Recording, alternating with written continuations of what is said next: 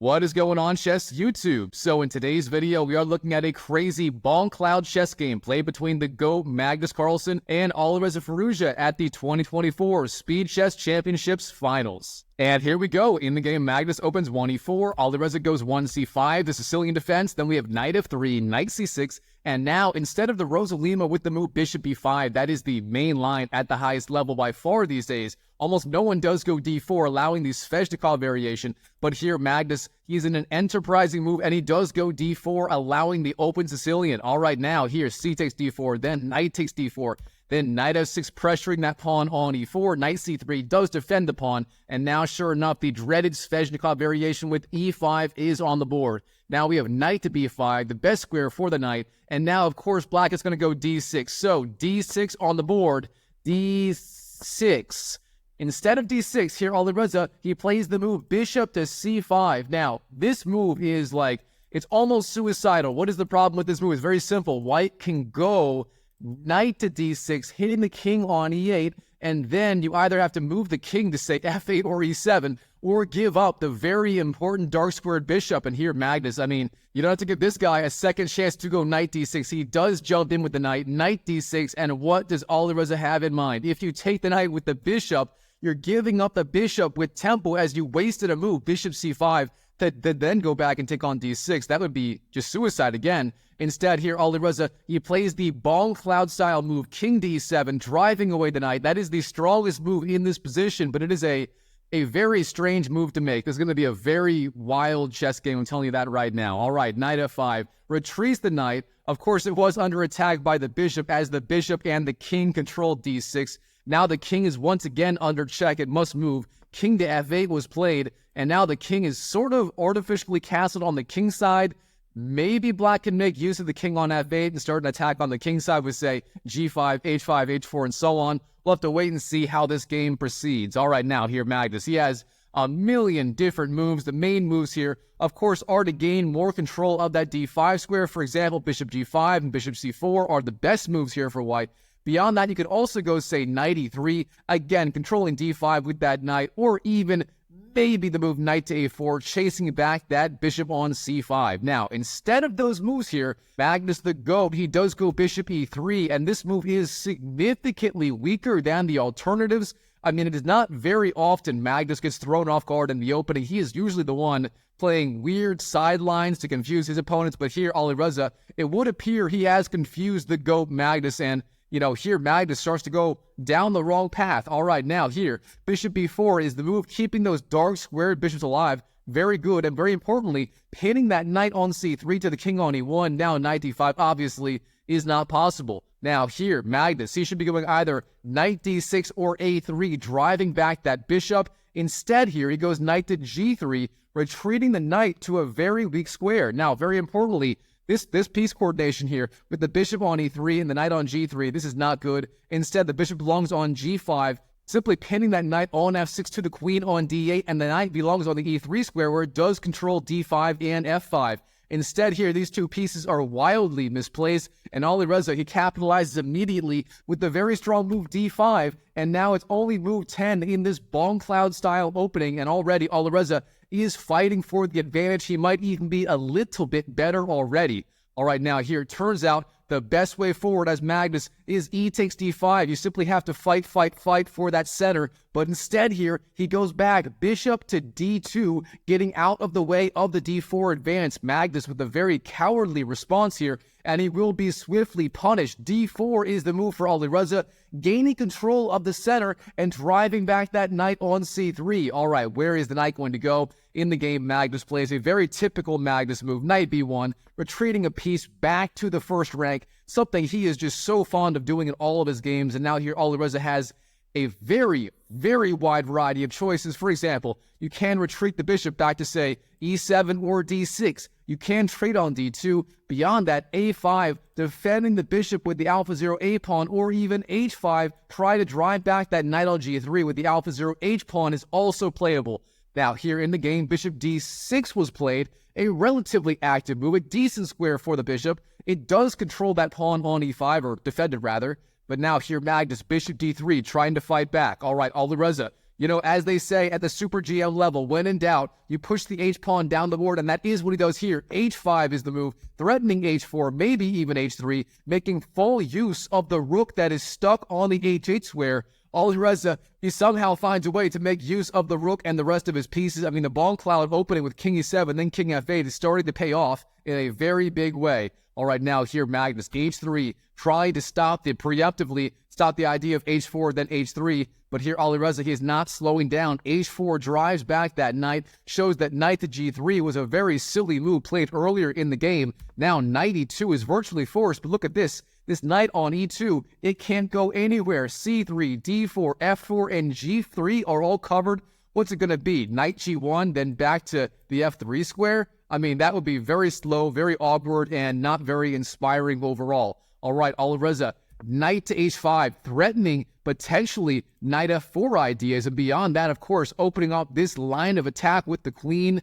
Alireza is playing like an absolute monster so far in this game. All right, C3 is the move. Magnus, he's trying to fight back on the queen side, potentially threatening C takes D4. He has to open up some lines. If that pawn does go away, then the knight can go to C3, and maybe the goat will have a chance in this game after all. But Alireza, he is not done. He's not slowing down. He's not seeing ghosts. He just goes G5, advancing the pawn on the king side. And what an attacking position he is getting here. The king is kind of sort of stuck in the center or on the king side after a castle, so Alireza potentially intending G4 and then opening up more lines of attack. All right, now Magnus, knight to A3, developing his knight to the A3 square.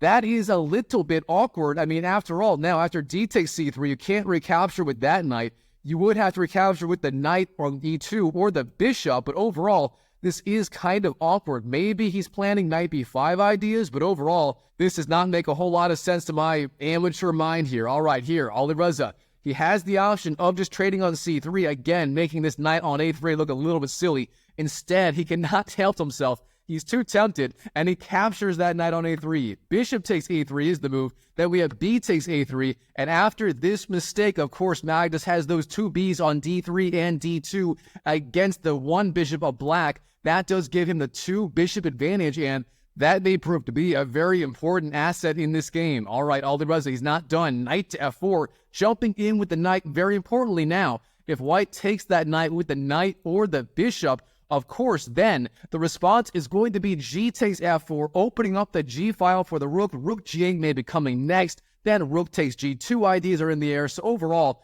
this knight being bolstered by the pawn on G5 is a very, very strong knight. All right, now Magnus, what do you want to do? Do you ignore the knight and do something else, or do you capture with the bishop or the knight? Well, if you ignore it, your two good moves are bishop b5 and bishop c4, trying to develop. Of course, that knight on f4 is pressuring the bishop on d3, therefore you do need to keep it alive.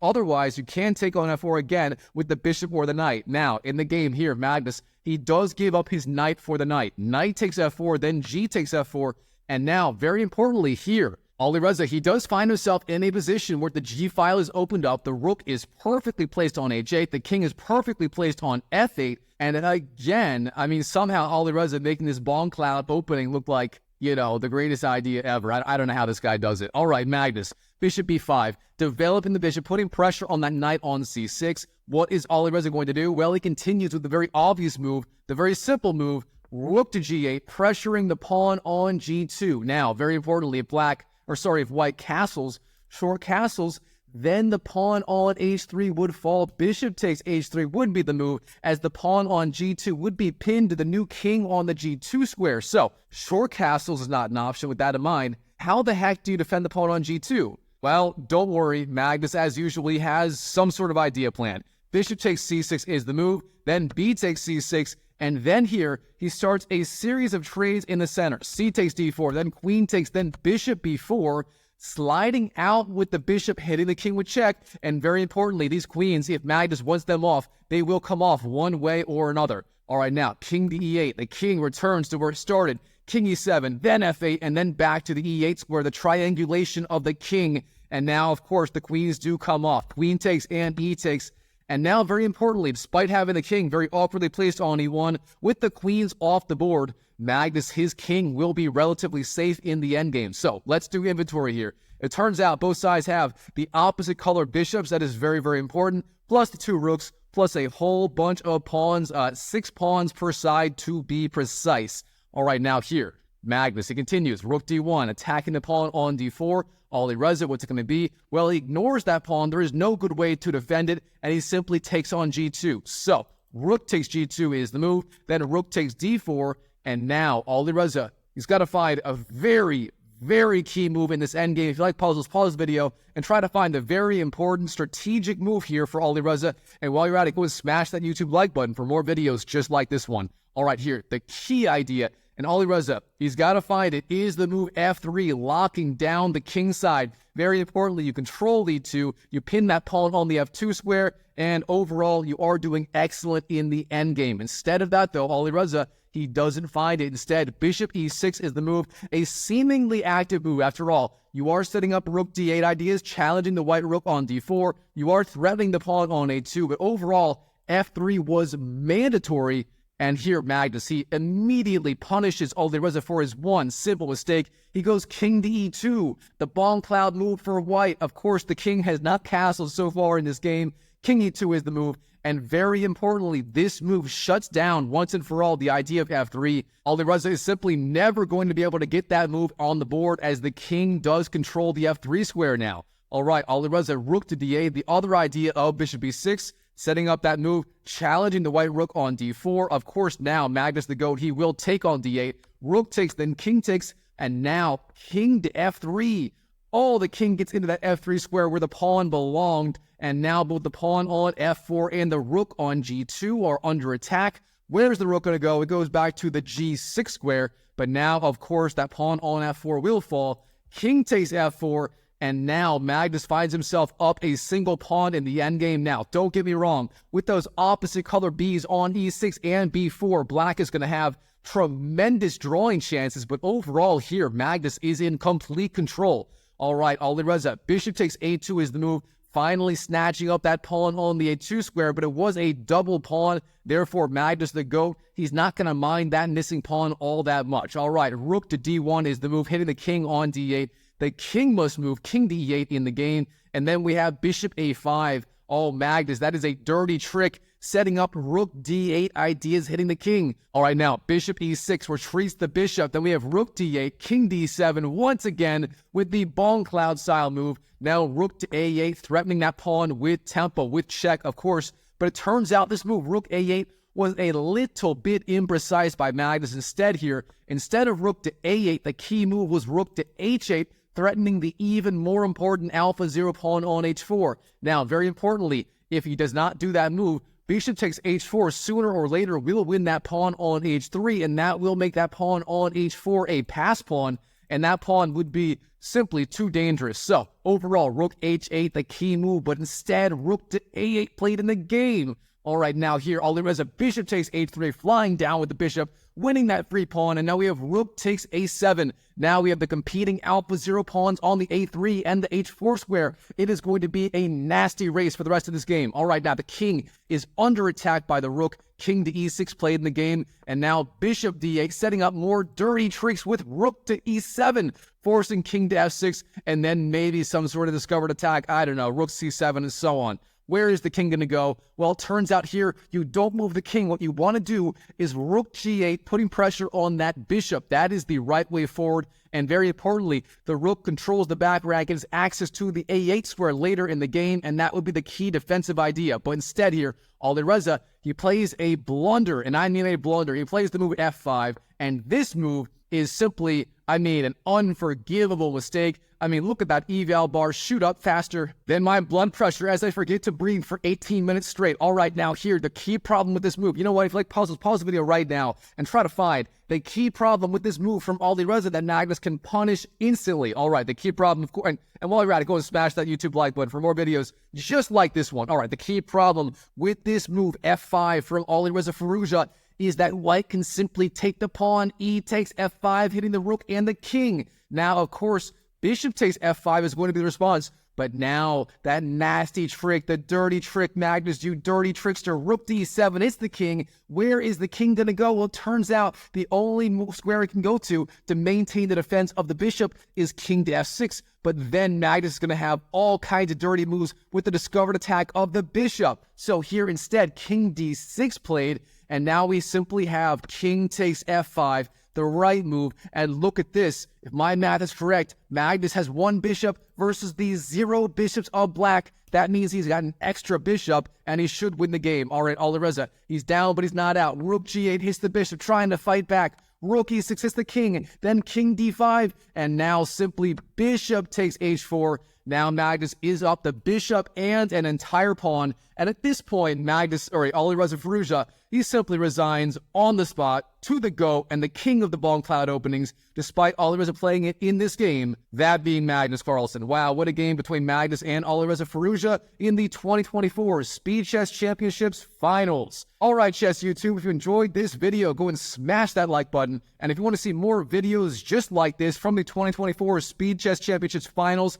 check out this video right here where, again, I cover one of the best games played between Magnus and Alireza. That game was incredible, so check it out. And comment down below what you thought of this game. I'm a big fan of the BONGCLOUD opening myself, so this was a delight to bring this one to you guys. And by the way, let me know again what you think of Magnus and Jan Nepomniachtchi sharing the 2024 World Blitz Championship title. I mean, I'm both amazed and dumbfounded and horrified at them sharing that title. I don't know what to think these days. I mean, Magnus can do whatever he wants, and Fide will just, bow down to the ground that he walks on, I suppose, But anyways, again, check out that video right there, and I'll see you in the next video.